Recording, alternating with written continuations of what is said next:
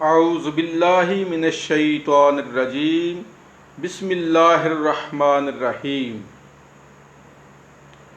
اگر انسان کا ضمیر مردہ نہ ہو تو وہ خواہ کتنا ہی گناہگار یا بدکار ہو، اللہ تبارک و تعالیٰ اسے توبہ کی توفیق عنایت کر دیتے ہیں، اسے توبہ کی توفیق مل ہی جاتی ہے۔ بنی اسرائیل میں ایک بہت گناہگار اور بدکار شخص تھا۔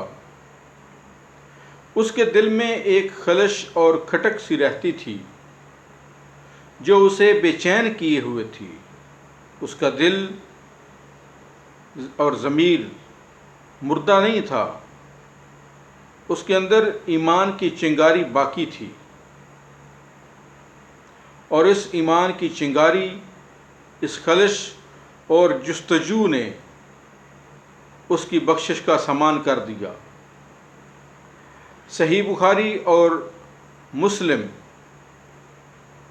دونوں کتب حدیث میں حضرت ابو سعید خدری رضی اللہ تعالی عنہ سے روایت ہے کہ حضور نبی اکرم صلی اللہ علیہ وآلہ وسلم نے فرمایا، تم سے پہلے لوگوں میں ایک آدمی نے 99 جانوں کو قتل کیا، پھر اس نے اہل زمین میں سے سب سے بڑے عالم کی تلاش کی۔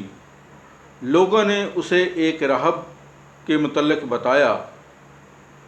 وہ اس وقت کے عالم کے پاس گیا،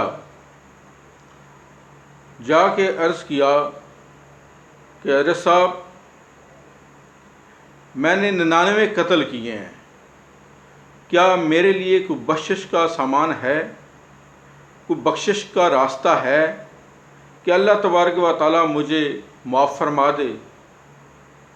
تو اس راہب نے، اس عالم نے اسے کہا کہ تمہارے لیے کوئی راستہ نہیں، تم گناہگار ہو، خطا کار ہو،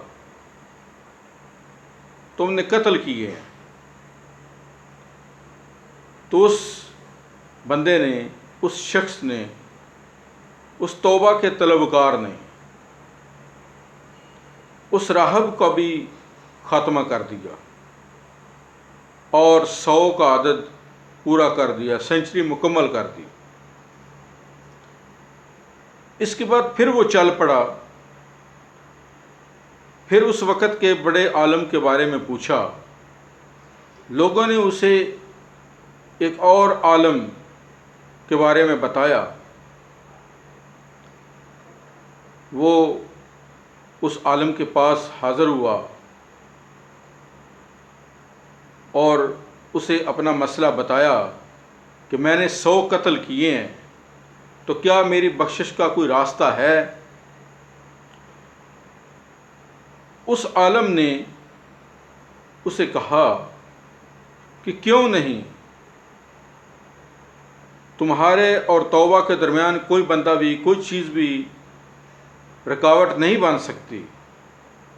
ہاں البتہ تو فلاں بستی میں چلا جا، وہاں پر اللہ کے نیک بندے رہتے ہیں، وہ عبادت میں مصروف ہیں، تو بھی ان کے ساتھ مل جا، ان کے ساتھ بیٹھ کر اللہ کا ذکر کر، عبادت کر، اللہ تبارک و تعالیٰ تیری جو توبہ ہے قبول فرمائے گا۔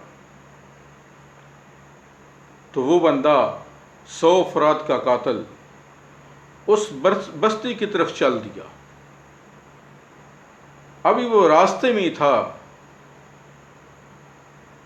کہ کسی وجہ سے اس کی موت واقع ہو گئی۔ اس نے تقریباً نصف راستہ طے کیا تھا۔ تو وہاں پر نیکی کے فرشتے اور عذاب والے فرشتے، رحمت والے فرشتے اور عذاب والے فرشتے اس کی روح کو لینے کے لیے آ گئے۔ رحمت والے فرشتوں نے کہا کہ اس بندہ نے توبہ کا ارادہ کر لیا تھا، نیکی کا ارادہ کر لیا تھا، لہذا اس کی روح کو ہم لے کر جائیں گے، یہ جنت میں جائے گا۔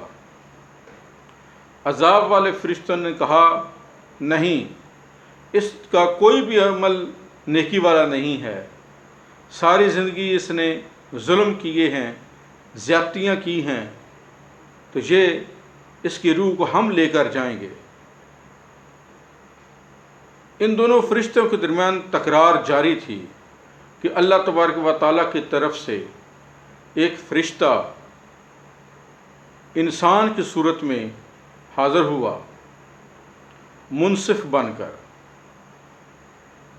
اس نے معاملہ پوچھا تو دونوں فرشتوں نے کہا کہ یہ معاملہ ہے، معاملہ اس کے حضور پیش کیا اور اسے اپنا منصف بنا لیا، فیصلہ کرنے والا بنا لیا۔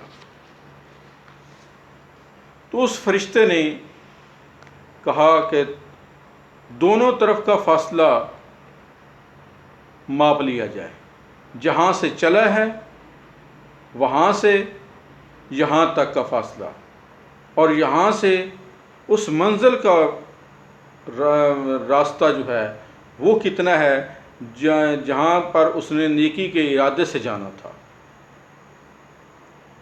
اس فرشتے کے کہنے پر انہوں نے زمین کی پیمائش کی، تو جہاں سے چلا تھا وہاں سے اس کا فاصلہ زیادہ ہو گیا، اور نیکی والی منزل کی طرف، یعنی نیکوکاروں کی جو بستی تھی اس کی طرف فاصلہ کم رہ گیا تھا، یعنی آدھے سے زیادہ فاصلہ طے کر چکا تھا۔ تو اس منصف کے فیصلے کے مطابق اسے رحمت کے فرشتوں کے حوالے کر دیا گیا۔ اس طرح اللہ تبارک و تعالیٰ نے اس کی بخشش فرما دی، اور رحمت کے فرشتے اس کو لے کر جنت کی طرف چل دیے۔ امام نووی رحمۃ اللہ علیہ اس حدیث مبارکہ کی شرح لکھتے ہوئے علماء کرام کا یہ قول نقل کرتے ہیں کہ توبہ کرنے والے کے لیے مستحب یہ ہے کہ جس زمین میں اس نے گناہ کیے ہوں اس کو چھوڑ دے، اور جو لوگ اس کو گناہ کی دعوت دیتے ہوں ان کے ساتھ تعلق کو ختم کر دے، اور پھر یہ ذہن بنا لے کہ میں نے اس جگہ کی طرف، برائی والی جگہ کی طرف آئندہ نہیں جانا، یہاں تک کہ وہ لوگ بھی تائب ہو کر وہ بھی ایمان لے آئیں اور اس کے دوست بن جائیں، وہ بھی توبہ کر لیں۔ علاوہ ازیں علماء صلحاء عبادت گزاروں اور اہل تقوی کی صحبت اور مجلس کو اختیار کرے اور ان کی نصیحت اور مجلس سے فائدہ حاصل کرے۔ بندے کی پہچان اس کی مجلس سے ہوتی ہے، اس کی محفل سے ہوتی ہے۔ اگر انسان نیکوکاروں والی مجلس میں جائے گا تو نیکوکار ہی کہلائے گا، اس پہ لوگ اعتماد کریں گے۔ اگر بندہ کی محفل، مجلس، اس کا اٹھنا بیٹھنا برے لوگوں میں ہوگا، بری مجلس میں ہوگا، تو لوگوں کی نظروں میں وہ گر جائے گا، اس کا مقام بھی ان برے لوگوں جیسا ہی ہوگا۔ لہذا ہمیں چاہیے روزمرہ زندگی میں ہم اللہ کے ذکر کی مجلس اختیار کریں، اللہ والوں کی مجلس اختیار کریں، اور اللہ والوں سے محبت اور پیار کریں۔ اللہ تبارک و تعالی ہم سب کو اہل اللہ سے پیار اور محبت کرنے کی توفیق عطا فرمائے، آمین۔